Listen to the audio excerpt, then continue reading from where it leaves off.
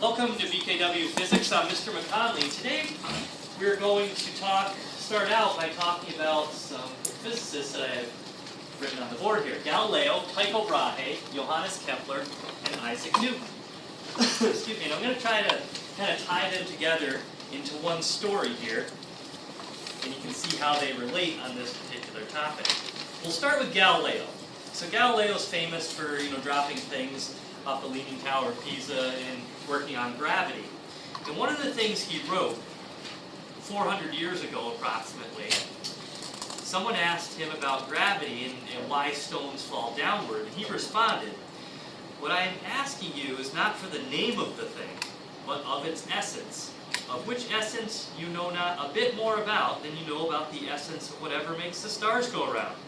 We do not really understand the principle or what force it is that moves stones downward." So what he was really saying, to translate that, is he was saying, yeah, I understand when you drop a stone it goes down and I can figure out how fast it's going and how long it takes and the acceleration of gravity, I get all that. Why is it that it gets pulled down towards the center of the earth? And everyone's like, that's gravity. Why? Why do things get pulled down by gravity? What is making gravity? And that's the part he was really going after. So anyway, moving on. Tycho Brahe. In 1560, he was looking up into the sky, and he saw a situation where two, I think they were stars, but let me read. No, he actually saw an eclipse of the sun. Okay, I should have read that before, but he saw an eclipse of the sun, and all the scientists of the time had predicted it on a different date, but it happened on this date, and they thought it was going to happen on this date, and that really bothered him. And he really loved looking up at the stars and into the night sky, and he vowed that he was going to figure out how things work better than anyone else had up until that point. And as he got older, he really dove into that, and he became a great astronomer. In fact, he actually collected data for the rest of his life.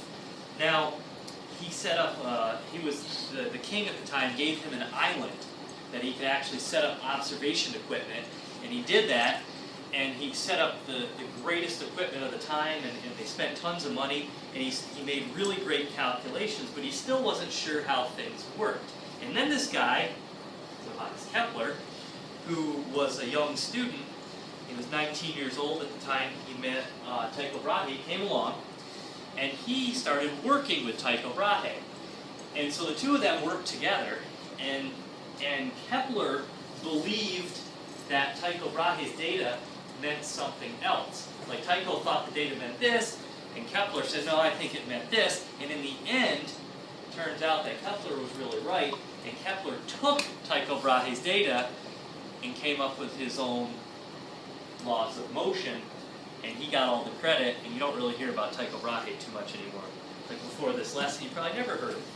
So, let me stop before I tie it into Isaac Newton, and let's write down a few of the things that Kepler figured out. They're important. First of all, Kepler. Number one, Kepler said that planets travel in ellipses with sun at the foci. So an ellipse is, in kind of a flattened out circle. And if it's a perfect circle, there's just one point and you have a radius, but it's not a perfect circle, so you need two things called foci. And you did this in Earth Science Lab where you had two tacks in the cardboard and you put the string around and then you were able to make the ellipses. I don't know if you remember that lab, but that was an Earth Science Lab you did if you took Earth Science, Regents Earth Science. So, anyway, what Kepler figured out is that this is the way that planets travel, and one of these is the sun. And the other one's just a point out in space. It's not actually, there's not actually something there, it's just an imaginary point. It's a reference point.